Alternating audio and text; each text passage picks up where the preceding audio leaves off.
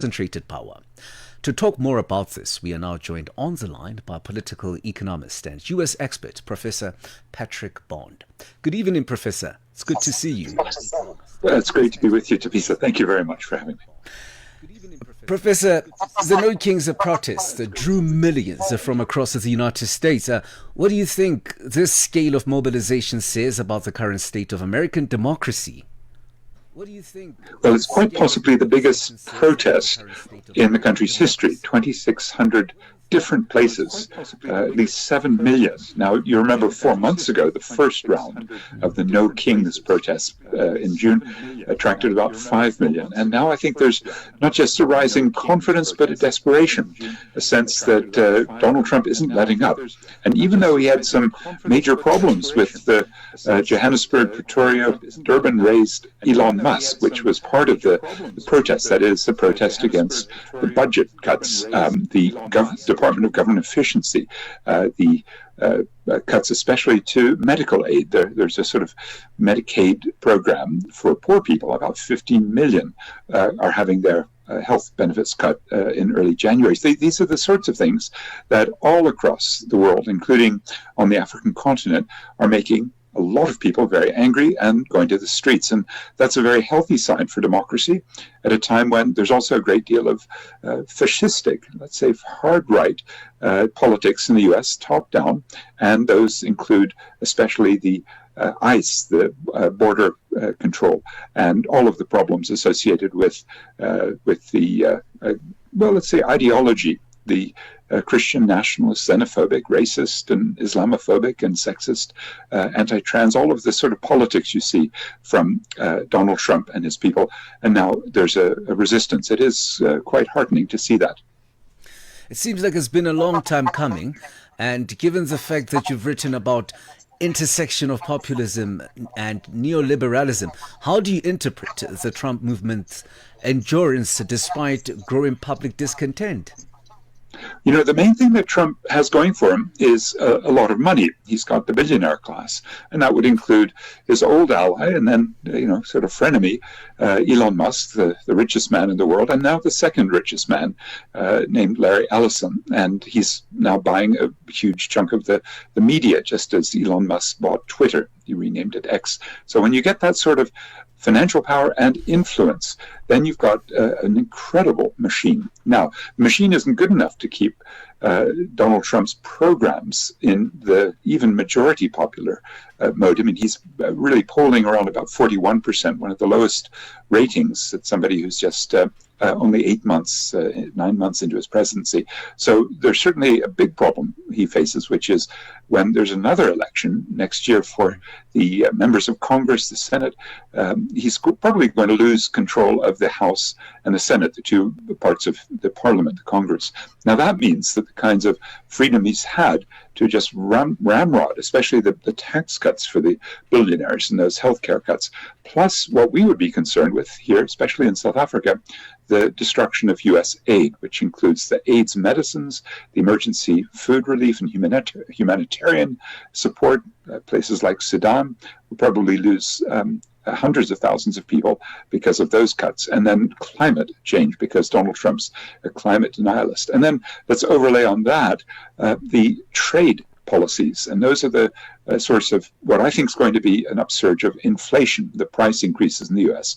that will increasingly turn his base against him. So he's looking at roughly just over a year from now, the election where he may lose his Congress. So he's really moving quickly. Now that includes the destruction of civil liberties, of freedom of speech, of democracy. Even the sorts of things I'm saying will now be considered the kinds of things that could lose people their passports or not let them come in and out of the United States, especially if we can add on top of that U.S. support for the genocide by Israel of Palestine. Now, this means that, like Nazi Germany in the 1930s, there has to be an uprising.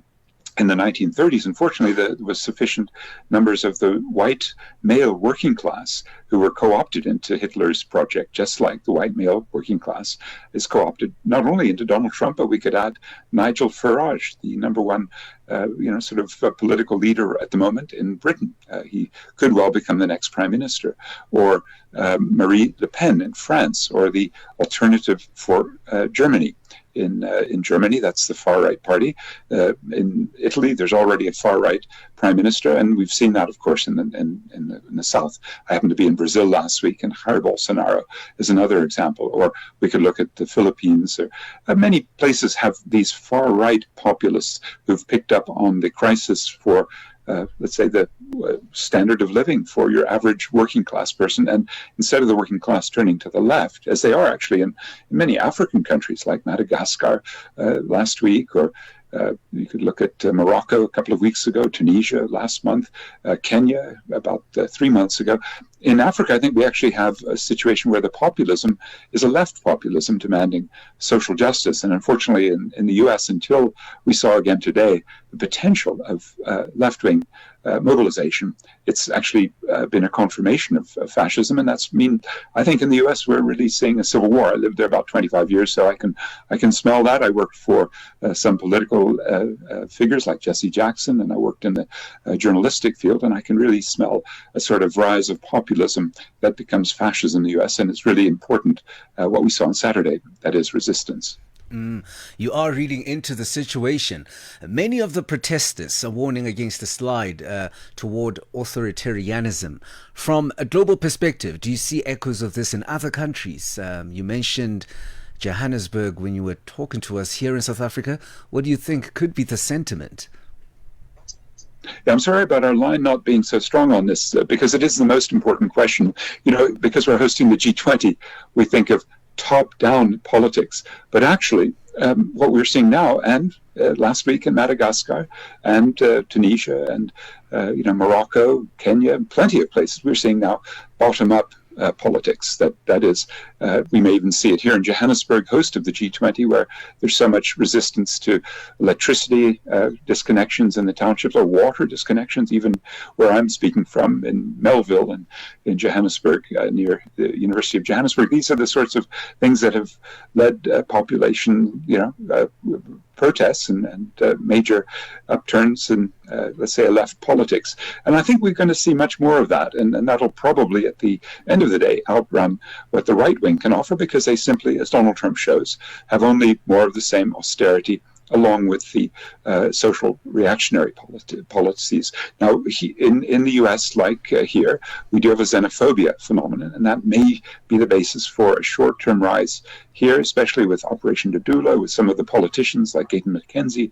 supporting xenophobia. That may be the basis for a similar, let's say, bounce back of the fascist tendencies that we've seen in the US. But I do have the hope in humanity that the kinds of resistance, and especially the needs of people, ordinary people who need water and electricity, which were the basis for the Madagascar protests, or to protest the debt. That's what the Kenyans and their Gen Z demanded, a debt audit, just the way I think South Africa could, saying, well, what were these loans for Medupi, Kusile, for Transnet's locomotives? Those were corrupt loans to corrupt companies, well established. Nobody will dispute that. And why should we paying the banks when indeed that means we have less money for all the other things that the society needs, including infrastructure, or my own students' budgets in NSFAS and in the tertiary education sector. These are the sorts of things that are motivating people all over the world to question, well, maybe the elites have too much power, the oligarchs, the rich people.